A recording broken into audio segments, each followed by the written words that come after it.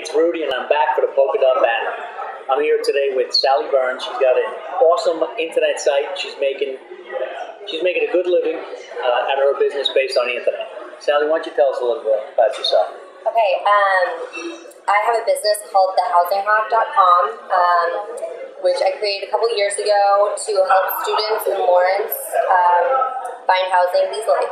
All right, awesome. So it's working, she's up and running, and she's profitable. So how could that relate to us? So we started speaking before about social media, right? I keep hearing you have to be online.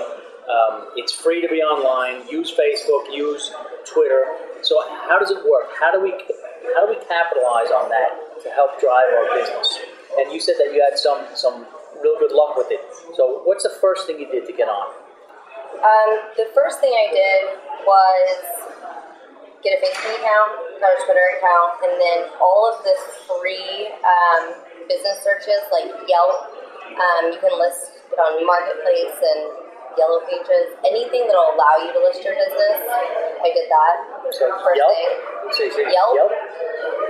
Marketplace. Yellow Pages. I'd be writing. Okay. And then Facebook and Twitter. That's the first things I did. Yep. And how much of your time did that take? A decent amount of time.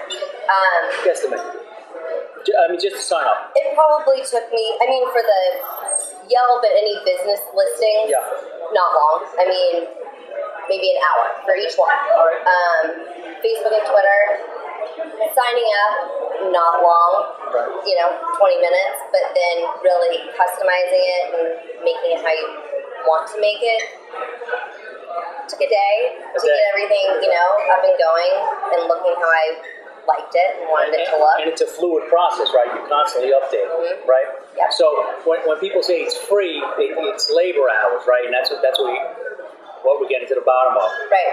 All right, so Definitely labor hours. So, you've got time. You have to dedicate your time to it, and that's a cost. And not everything is free. If you're running ads online, they're not free, but in comparison to a lot of other advertising venues that you could be in, it's a lot cheaper, and I think a lot more beneficial because more people are seeing it. All right, we're going to talk about that in a second. I want to talk about why do we need to be online. You said something that worked for me. Why do we have to be online? We have to be online because that's where the eyes are. That's where everyone is. That's where the eyes are. That's where everyone is. Especially, it doesn't, regardless of your demographic. My demographic, college kids. You live and breathe by we're always online. Yeah. We are always online. We're online for school. We're required to be online to check everything. Yes. We have our Facebook accounts. We're online. We're listening to music. We're online. Everything is it's on our computers. That's how we go about getting things done day to day. And everybody else is online too. Yeah, we get that. You guys can't even watch a 2-hour movie without checking crap, right? I say in the movie theaters, you're like hiding and looking at stuff. Right. All right, so everybody's online, agreed, and all eyes are online. So how do we focus those eyes on our product? You started speaking about ads.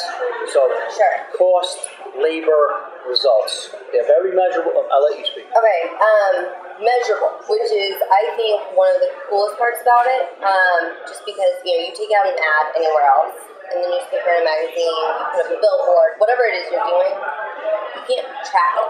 You don't really know. You can look if your sales have gone up, or if hits to your webpage have gone up since you did something, but you can't get an actual figure. The neat thing about online is you can.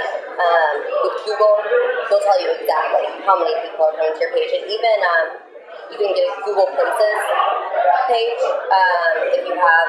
I have one, and I'm a website. I'm not a brick and mortar, business.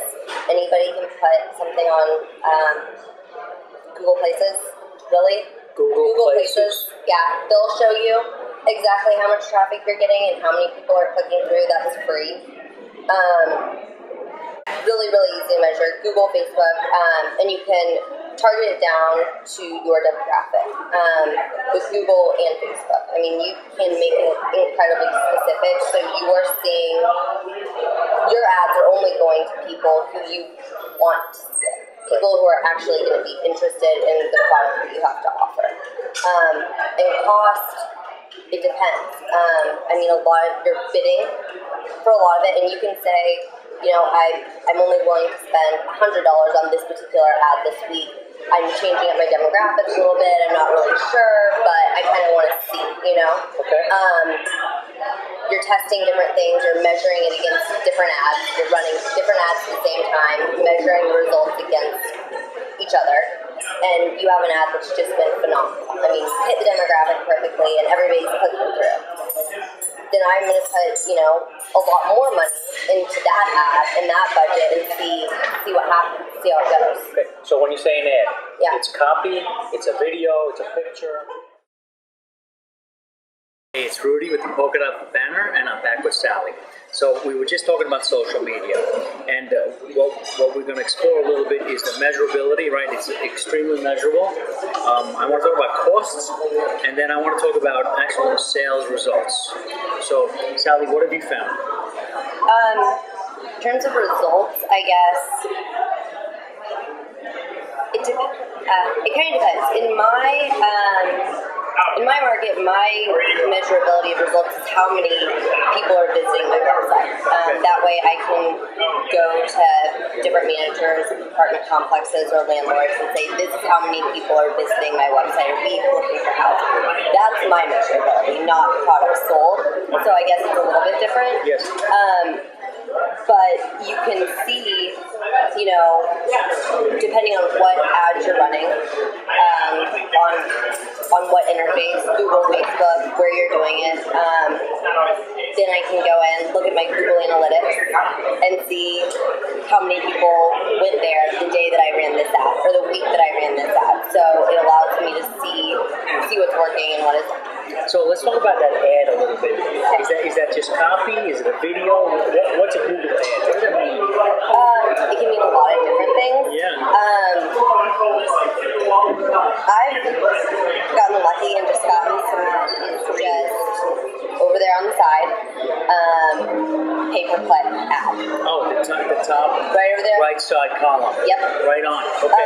But you can also do the ads where you're, you know, those top 3 ads that are in different color. You can do that. I haven't done that. I'm assuming it's probably pretty expensive. All right, and let's talk about a Facebook ad. Okay, same thing.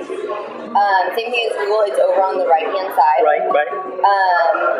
It can be, the neat thing about Facebook and Google, you might be able to do this, I don't know, but you can make it go anywhere. So let's say your main goal is not to get people to your website, but to drive people to your Facebook fan page and have them fan it. Right. You can decide, you can say, this is where I want them to be linked to once they click it. You can decide, it can be anywhere. All right, good to know, right? Real advice. So, after she enjoys her wine, and I enjoy mine, I have another question. Last question. Your greatest success online? That's a good question. I'm good at this. I'd say, well, figuring out Twitter was quite a success for me. Oh, yeah.